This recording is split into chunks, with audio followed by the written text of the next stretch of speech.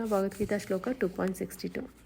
Dhyayato vishayan pumsaha sangasteshu pajayate sangat sanjayate kamaha kamat krodho vijayate.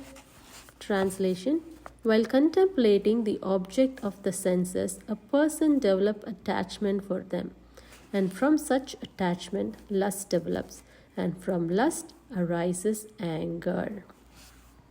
So Krishna clearly talks about human psychology here, how one gets angry. So how one gets angry? When his desires are not fulfilled. And why desire arises? Because of attachment. And why we get attached? Because we are constantly contemplating on material objects, some sense objects. When we are constantly thinking and contemplating, we get attached to it, and from that attachment we desire, and when the desire becomes very strong, it becomes lust, and when it is not satisfied, we get so angry, and when we are satisfied, we become more lusty and greedy. So this is the psychology. Very clearly Krishna is explaining. So the root cause is the mother of the anger and greed and lust and envious is desire.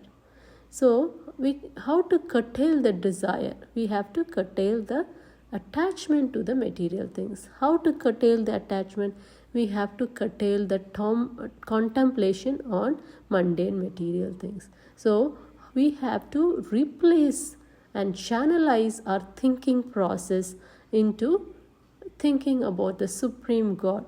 Then what happens? Then everything, the flow is naturally getting attached to Krishna, and then from attachment we develop desire to serve the Lord, to worship, to do puja, to do bhajan, kirtan, associate with devotees, and all that desires arises.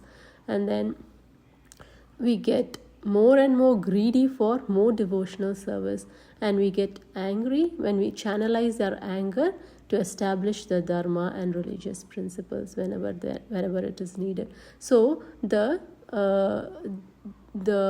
anger and greedy is substituted for Krishna service. Hare Krishna.